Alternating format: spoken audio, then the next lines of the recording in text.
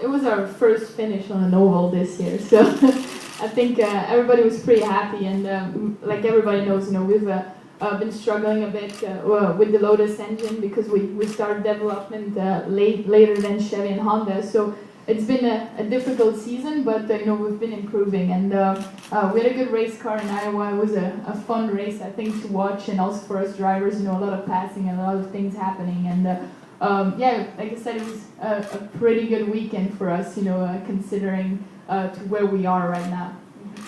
Talking about where you are right now, as you say, there's a lot of things being said lately about potential improvement on that Lotus engine, that it's coming around the corner, that it could be around Toronto or hopefully Edmonton. We wish it for you. What's the situation exactly? Yeah, oh, well, it has to become better. We've I think Lotus has worked a lot, and with new improvements that should come for Toronto, so that will really help us. But we knew the beginning of the season was going to be difficult because the first time we drove the car with the engine was like in January, where Honda and Chevy was already on track, like the June of 2011. So we had a lot to catch up, and being a one-car team, makes it a little bit more difficult because you have to do everything during the race weekend. So hopefully we can go test next week in Mid-Ohio and see if those improvements are here. And I think everybody's working really hard, and we've had some pretty good results considering to where we are with the engine.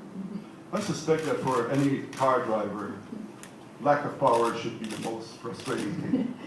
Well, it is, but that's what racing is. You can't always have everything rosy and the perfect situation. There's always going to be more difficult years, and on the one side, yeah, it is frustrating, but on the other side, I learned so much this year. And I've been part of a development of an engine, and you learn so many things you can do on the engine side. Where if you just get there and the engine is already ready, you don't really see those things, and that's been really cool to be part of. But for sure, when you're behind somebody and you can't get the pass done because you're a bit slower on the straightaway, it's a bit frustrating. But it's the situation I'm in, and my job is to do the best I can with what I have right now.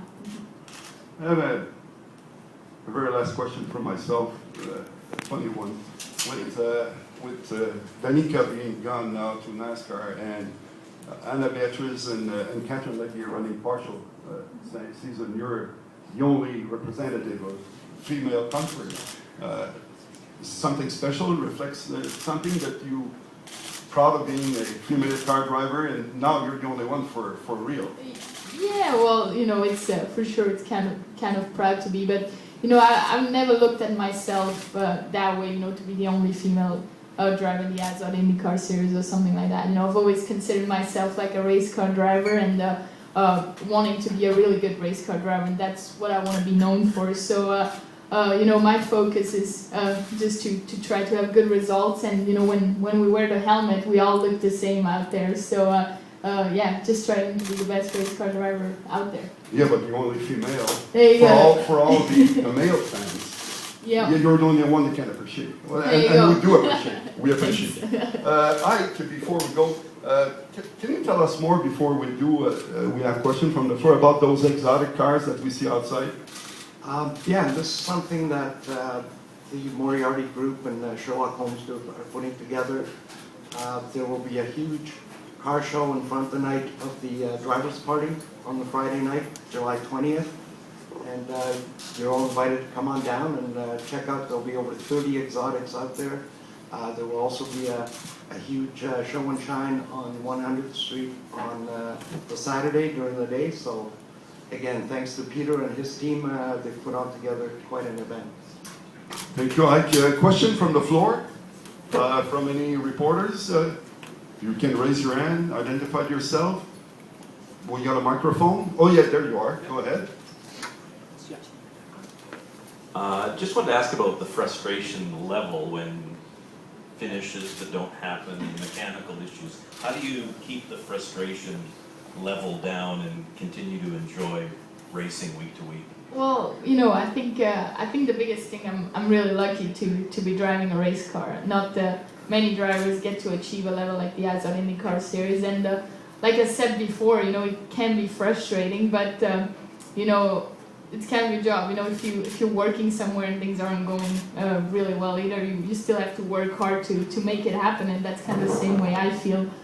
Just have to do the best with what I have, and you know, I think it'll come around. You know, it's just a kind of a procedure you have to go through, and hopefully when we come back to Edmonton this year, we can be pretty competitive and, you know, be in the top 10 and have a strong finish. Is there a I'll just ask one follow-up question.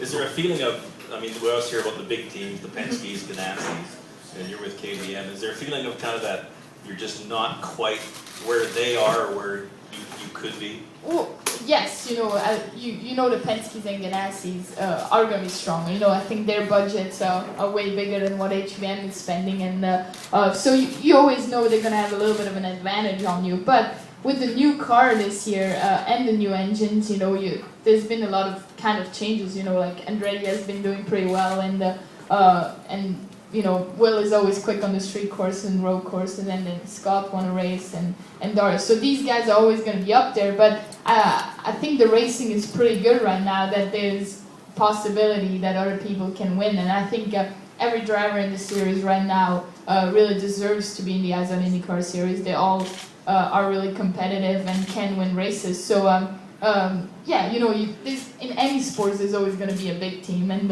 you just have to fight hard to get to their level and try to beat them. Question from Ryan. Go ahead. Welcome again. Thank you. Last year was the new configuration here of our track, and I didn't really hear a lot of comment afterward other than they said it was very quick, things of that nature, but I understand that the drivers believe that this maybe is the fastest and the best layout for these vehicles and the way you drivers like to drive generally. Yeah, I think the new layout is like, I really enjoyed the old track too, but I think the new track makes a better possibility to pass, and that's really important for our series, and especially with the new car, we've seen a lot of passing going on, and turn 1 is a great opportunity. So it's a fun track to go to. Last year, you know, with the rain, it was kind of shortened weekend, so hopefully when we come back this year, we're gonna have the full 3 days and really see how quick we can go. And I think the layout is pretty fun to drive on. And how competitive is the circuit this year with the drivers having, a lot of them been here for a number of years, a few new ones, how it's all laid out within the circuit itself? How competitive is the group of drivers? I think it's really competitive. Like I just said before, I think every driver really deserves to be in the Azon IndyCar series right now. You know, I think we've all earned it through the junior series. You know, I think like we have Joseph Newgarden, who just won the Indy Lights Championship, and we have people like Dario and like Tony Kanaan, who've been running in the series since a long time. So I think everybody is really competitive, and I think that's why the racing this year has been really good with a lot of passing, because everybody respects each other and we all really push each other to make good racing out there. Additional question from the floor. Anybody? Of course, you will go on. I mean, both Ike and Simona will be able to go for one-on-one after the fact. My last question will come from myself, to both Simona first and Ike. Why should race fans should be at the Edmonton Indy in a month?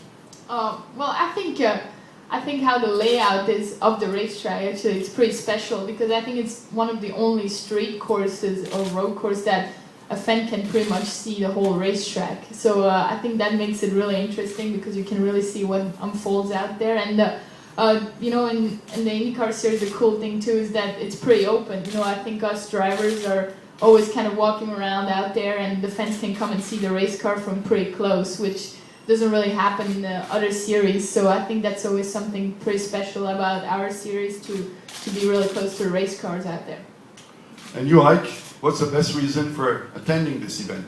Well, for me, it is everything that actually happens in the city. We've seen the corporate and the community and the city get behind the race and really make it a festival. So it's not just going down for the cars going around the track. There are a lot of things happening in town. People can make it a true holiday. Race Week Edmonton, if you go on the Race Week Edmonton website, it tells you everything that's happening. So there's a lot more to it than just the race. The race is the main thing, but there's a lot of fun in town as well. Well, this concludes this part of our thing this